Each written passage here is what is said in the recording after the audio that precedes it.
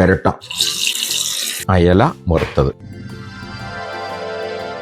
ലോകത്തുള്ള എല്ലാ വ്യൂവേഴ്സിനും ഒരിക്കൽ കൂടി ഹാർദമായ സ്വാഗതം എൻ്റെ യൂട്യൂബ് ചാനലിലേക്ക്. ഇതിനകം നിങ്ങൾ കുറേ വീഡിയോസ് കണ്ട് കാണും. അതെല്ലാം എല്ലാവർക്കും ഷെയർ ചെയ്തല്ലോ അല്ലേ? ഷെയർ ചെയ്തില്ലെങ്കിൽ ഷെയർ ചെയ്യണം കേട്ടോ. അപ്പോൾ ഇന്ന് ഞാൻ ഉണ്ടാക്കാൻ പോകുന്നത് എന്താണ്? അയല വറുത്തതാണ്. ഇവിടെ അയല ഫ്രഷ് ആയിട്ട് കിട്ടൂല, അത് കാരണം ഇത് ഫ്രോസൺ ആണ്. എല്ലാം ക്ലീൻ ചെയ്ത് വന്നു, അത് കാരണം അധികം ബുദ്ധിമുട്ടൊന്നുമില്ല. വെറുതെ ഒന്നെടുത്ത് കഴുകി എടുത്താൽ മാത്രം മതി. അപ്പോൾ ഇന്ന് നമുക്ക് അയല ഫ്രൈ എങ്ങനെയുണ്ടാക്കണം നോക്കാം. അയല വറുക്കുന്നതിന് വേണ്ടിയിട്ട് നമുക്ക് എന്താ വേണ്ടത്? അയല 3 എണ്ണം ഉണ്ട് വറുക്കാനായിട്ട്.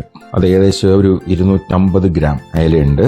അപ്പം അതിന് വേണ്ട ചേരുവകളാണ്: എരിവുള്ള മുളക് പൊടി 1 ടേബിൾ സ്പൂൺ, മല്ലിപ്പൊടി 1/2 ടീസ്പൂൺ, കുരുമുളക് പൊടി 1 ടീസ്പൂൺ. കുരുമുളക് പൊടി, മുളക് പൊടി അത് നിങ്ങൾക്ക് ആവശ്യമുള്ള പോലെ ഇടാം കേട്ടോ. കൂടുതൽ വേണമെങ്കിൽ കൂടുതൽ ഇടാം. 1/4 ടീസ്പൂൺ, 1/4 ടീസ്പൂൺ, മലയാളത്തിൽ പറയുകയാണെങ്കിൽ 1/4 ടീസ്പൂൺ ഉലുവാപ്പൊടി, ഒരു 1/2 ടീസ്പൂൺ മഞ്ഞൾപ്പൊടി.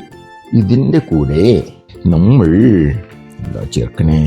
1 ടീസ്പൂൺ നാരങ്ങാനീര്. എല്ലാം കൂടെ അങ്ങോട്ട് യോജിപ്പിക്കാനും ഇതൊരു പേസ്റ്റ് രൂപത്തിലാക്കിയെടുക്കുക. ഉപ്പിട്ടായിരുന്നോ? ഞാൻ ഉപ്പിട്ടില്ല അല്ലേ? നോക്കട്ടെ. ഉപ്പില്ല. ഉപ്പിടണം കേട്ടോ. പ്രഷറുള്ളവരാണെങ്കിൽ വേണ്ട, പ്രഷറില്ലാത്തവരാണെങ്കിൽ ഉപ്പിടണം. ഇപ്പം എന്തോരാണ് വേണ്ടത്? പാകത്തിന്.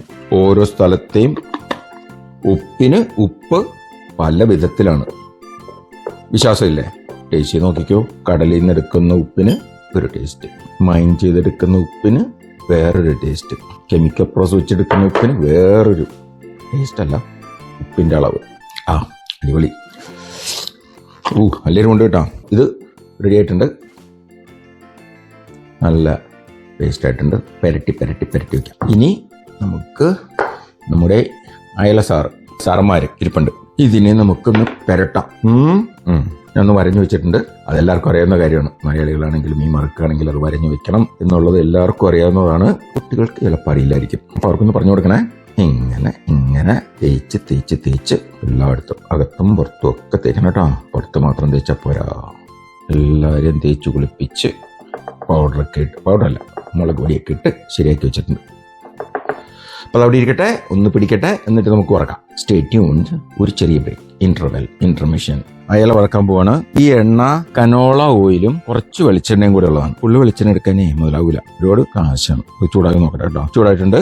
അയല മുളക് പുരട്ടി വെച്ചിരിക്കുന്നത് ഇടുന്നു.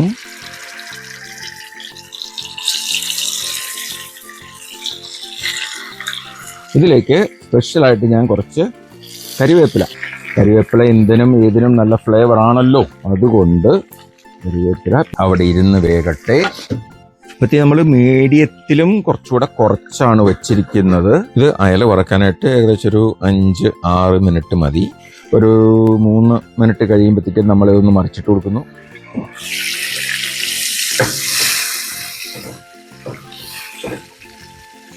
ഒന്ന് നോക്കാം എങ്ങനെയുണ്ടെന്ന്. അടിപൊളിയായിട്ട് വരുന്നുണ്ടല്ലേ?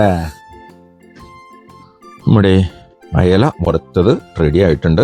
ഇനി ഇത് പ്ലേറ്റിലോട്ട് മാറ്റിയിട്ട് നമുക്ക് ബാക്കി ചെയ്യാം. അയല വറുത്തത്. ഇപ്പം ഇത് കുറച്ച് മട്ട അരിയുടെ ചോറും കൂടെ ഒന്ന് ടേസ്റ്റ് ചെയ്ത് നോക്കാം. മട്ട അരിയുടെ ചോറ്, അയല വറുത്തത്. എങ്ങനെയുണ്ട്? വായിൽ വെള്ളം വരുന്നുണ്ടാവും അല്ലേ? എൻ്റെ വായിൽ വെള്ളം വരുന്നുണ്ട്. അപ്പോൾ ഒന്ന് ടേസ്റ്റ് ചെയ്ത് നോക്കാം. അയല വറുത്തത് ഈ മട്ട റൈസും കൂടെ ഒന്ന് ടേസ്റ്റ് ചെയ്ത് നോക്കാം. നോക്കട്ടെ.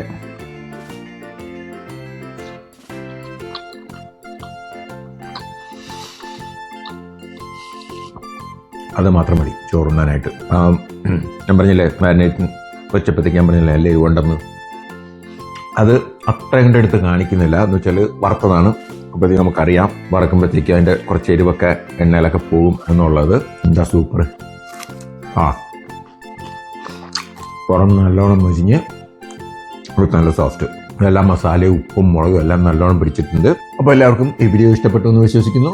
ഇത് നിങ്ങളൊന്ന് ട്രൈ നോക്കുക ഈ റെസിപ്പിയിൽ, എന്നിട്ട് കമൻ്റ് ഇടുക എങ്ങനെ ഉണ്ടായിരുന്നു എന്നുള്ളത്. അപ്പോൾ ഇനിയിപ്പോൾ എന്താ ചെയ്യേണ്ടത്? ഒരു ലൈക്ക് കൊടുക്കുക. പിന്നെ ഇതെല്ലാവർക്കും ഒന്ന് ഷെയർ ചെയ്ത് കൊടുക്കുക. അതായത് അവരും കൂടെ ഒന്ന് ട്രൈ ചെയ്ത് എങ്ങനെയുണ്ടെന്ന് പറയട്ടെ. പിന്നെ എന്തുകൊണ്ടുള്ളത്? സബ്സ്ക്രൈബ് ചെയ്തിട്ടില്ലെങ്കിൽ സബ്സ്ക്രൈബ് ചെയ്യണം കേട്ടോ. നമുക്ക് സബ്സ്ക്രിപ്ഷൻ കൂട്ടണ്ടേ? അപ്പോൾ അടുത്ത വീഡിയോ വരുന്നവരെ ഹാപ്പി കുക്കിംഗ്.